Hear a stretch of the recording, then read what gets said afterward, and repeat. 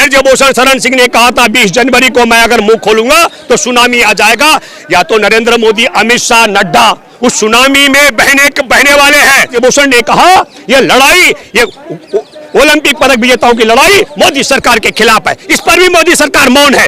इसीलिए ब्रजभूषण के खिलाफ कदम उठाने की बात से पीछे हट रहे हैं। लेकिन जिस आदमी ने देश में जवानों की हत्या करवा दी हो पुलवामा में, जिसने बिहार चुनाव से पहले बिहार रेजिमेंट की हत्या करवा दी हो, लेकिन सत्ता के शिखर पर बैठे लोग बदल गए। तब मनमोहन सिंह सत्ता के शिखर पर थे, इसलिए कानून अपना काम कर रहा था।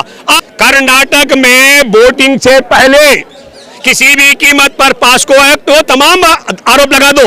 ये तो डाउन का भी साथी रहा है, समझ गए। अरे ब्रजभूषण शरण बहुत मुकदमे उस पर है, लेकिन कर्नाटक के वोट बैंक को बचाने के लिए जिस प्रकार का खेल अमित शाह, नरेंद्र मोदी और नड्डा ब्रजभूषण की गिरफ्तारी रुकवाकर कर रहे हैं। इन बार मोदी सरकार ने यह नहीं कहा कि यौन शोषण करने वाले ब्रजभूषण के खिलाफ ये लड़ाई है, ये सरकार के खिलाफ नहीं है। ये दायित्व बनता था कि एफआईआर दर्ज न करने वाले पुलिसकर्मी अगर जेल चले गए होते तो आज ये बेटियां खुले आसमान में बैठने के लिए विवश नहीं होती। आज गारंटी की बात है कि ब्रजभूषण शरण सिंह पर हाथ लग के जेल चला गया होता। मैं पुनिया से भी, मैं विनेश फोगाट से भी, मैं साक्षी मलिक और तमाम मेडल विजेताओं से अपील करता हूं, ये मेडल किसी के बाप ने नहीं दिलाए। हमारे देश की जो मैंने पहले गिनती कराया कि चीनी को बेचा जा रहा है, देश में हथियार बनाने की कंपनी से लेकर के बंदरगाह तक, एयरपोर्ट से लेकर रेलवे लाइन तक, इस पूरे मसले से ध्यान भटकाने का। मैं तो चंद्रचूड़ साहब से ये कहना चाहता हूं, मैंने तो सड़क में कहा था, सुनवाई से पहले कहा था, 28 तारीख से पहले कहा था कि भाई एफआईआर तो दर्ज होनी है, कानून का अधिकार है, कानून कहता है कि सुनवाई होनी है। चंद्रचूड़ साहब ने एफआईआर न दर्ज करने वाले पुलिसकर्मियों को दंडित न करके, एक तरीके से मैं दावे के साथ में कह सकता हूं कि जो मंसूबे थे नरेंद्र मोदी और अमित शाह की सरकार के, नड्डा के, उनको कामयाब बनाया। अगर चंद्रचूड़ साहब की बेंच ने तत्काल पुलिस की एफआईआर दर्ज न करने वाले पुलिसकर्मी को दंडित करके जेल भेजने का आदेश दिया होता तो आज ब्रजभूषण शरण सिंह यौन शोषण का करता छुट्टा घूम करके ये लड़ाई सरकार के खिलाफ है, ये दावा नहीं कर रहा होता। ये पैसा लेकर बैठी है लड़कियां, ये दावा नहीं कर सकता था। एक आवाज में जितने हम यहाँ पर बैठे हैं इससे कई गुना लोगों को बुला सकता, ये दावा नहीं कर सकता था अगर ये स्थिति आ गई होती। लेकिन ये षड्यंत्र है, मैं दावे के साथ में कह सकता हूँ। चंद्रचूड़ साहब ने, चाहे वह इस मसले पर हो, इससे पहले बिल्किस बानो का मसला भी हमने देखा है, दिल्ली में बलात्कार पीड़िता जिसके आंखें जला दी गई, तेजाब से गैंगरेप हुआ था, उसके बलात्कारों की रिहाई की रणनीति का जिक्र कर रहा हूं, हमने देखा ओलंपिक पदक विजेताओं का। आज मैं फिर कहना चाह रहा हूं कि जिस प्रकार ओलंपिक पदक विजेता यहां पर बैठे हैं और निरंतर धरना दे रहे हैं, इसके लिए सबसे बड़ा जिम्मेदार सुप्रीम कोर्ट के मुख्य न्यायाधीश की अध्यक्षता वाली वह बेंच है जिसने उन पुलिसकर्मियों को जेल नहीं भिजवाया। यौन शोषण की एक नई नजीर आपने पैदा कर दी, देश के अंदर नई नजीर दे दी। पहले बलात्कार पीड़ित दिल्ली के जंतर मंतर पर आए, फिर थाने में लिखी शिकायत करें, सुनवाई ना हो तो सुप्रीम कोर्ट का दरवाजा खटखटाने के लिए कपिल सिब्बल को हायर करे और फिर कपिल सिब्बल चाहे स्वतः मदद में आ जाए, बड़े वकील को करे और उसके बाद आप एक एहसान कराएंगे कि एफआईआर दर्ज हो जाएगी। हमारे देश में आपको और आपके दर्शकों को मैं बताना चाहता हूं, हमारे देश में बहुत बड़ा एक इनका संत है आसाराम। अगस्त 2013 में उसने अपने ही भक्त की नाबालिग बेटी के साथ बलात्कार किया था। आपको मालूम है क्या हुआ? वह लड़की और उसका पिता थाने गए और मुकदमा दर्ज हुआ। वो दर्ज उसके खिलाफ जिसकी चौखट पर अटल बिहारी वाजपेयी, लाल कृष्ण आडवाणी, मुरली मनोहर जोशी, नरेंद्र मोदी, शिवराज चौहान, तमाम नेता तो रिलेशन की बात है। पहले सुनो, मत्था टेकते थे। इतना बड़ा ताकतवर के खिलाफ मुकदमा दर्ज हुआ और उसे जेल जाना पड़ा और आजीवन कारावास भुगत रहा है। तब मैं ये कहना चाह रहा हूं, वही कानून है, सुप्रीम कोर्ट भी वही है, लेकिन सत्ता के शिखर पर बैठे लोग बदल गए। तब मनमोहन सिंह सत्ता के शिखर पर थे, इसलिए कानून अपना काम कर रहा था।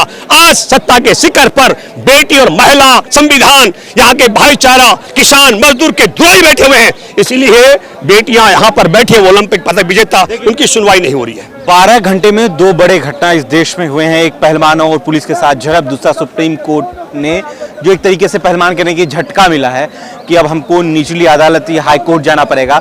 उनका यकीन था कि सब कुछ ठीक सुप्रीम कोर्ट में ही हो जाएगा, वो भी डीवाई चंद्रचूड़ साहब के मॉनिटरिंग में। लेकिन वो चीजें नहीं हो पाई। अब रात में भी झड़प हुई है, सर झड़प इसलिए कर दी गई।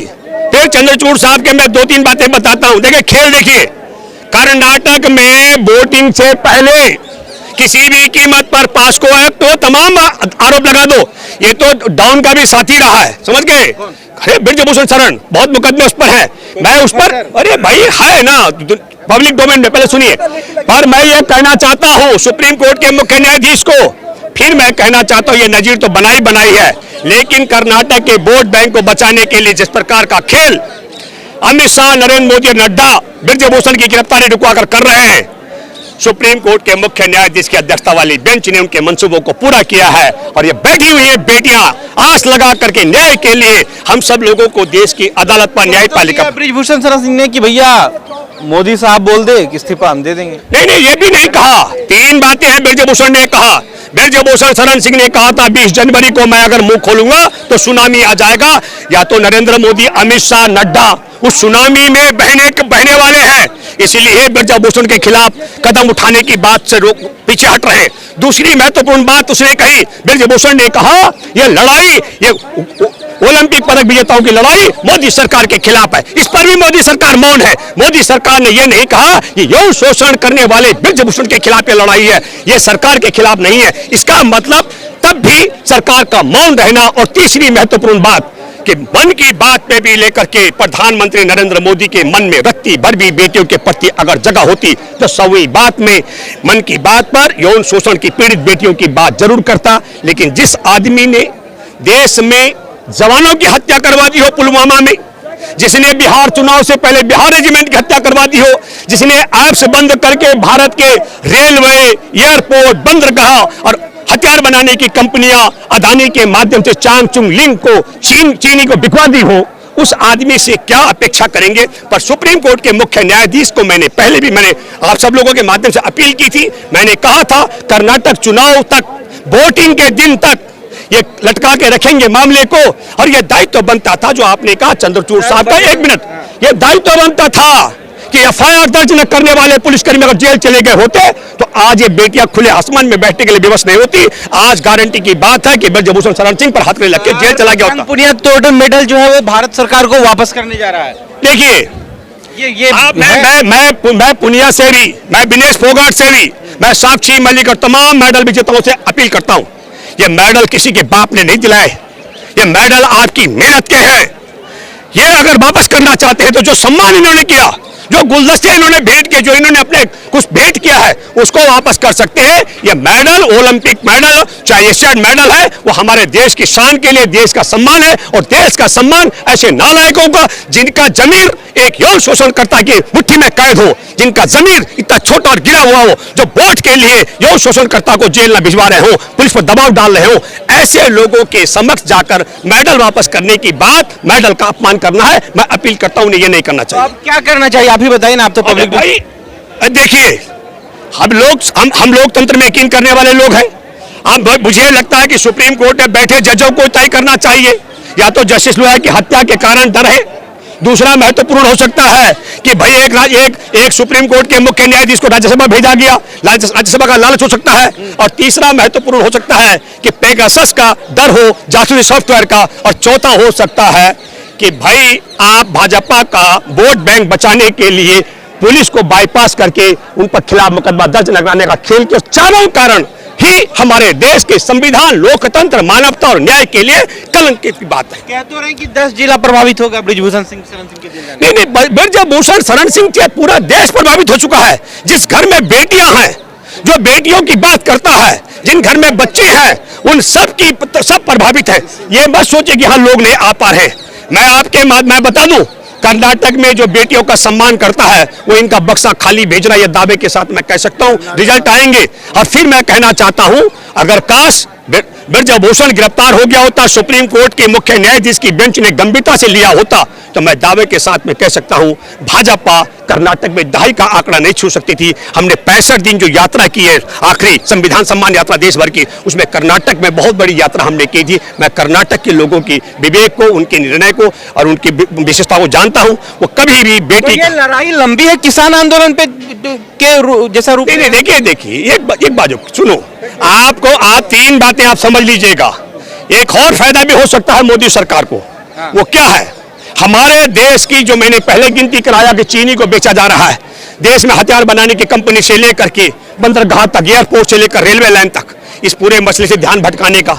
दूसरा महत्वपूर्ण, देश के 4 राज्यों के राज्यपाल रह चुके सत्यपाल मलिक ने कहा किस तरीके से योजनाबद्ध तरीके से जवानों की हत्या कराई गई पुलवामा में, इससे ध्यान भटकाने का। और तीसरा है कर्नाटक के चुनाव से पहले यौन शोषणकर्ता को गिरफ्तार करके अपने वोट न करने का कारण वोट बैंक बचाने का षड्यंत्र है। चलिए, बहुत बहुत शुक्रिया।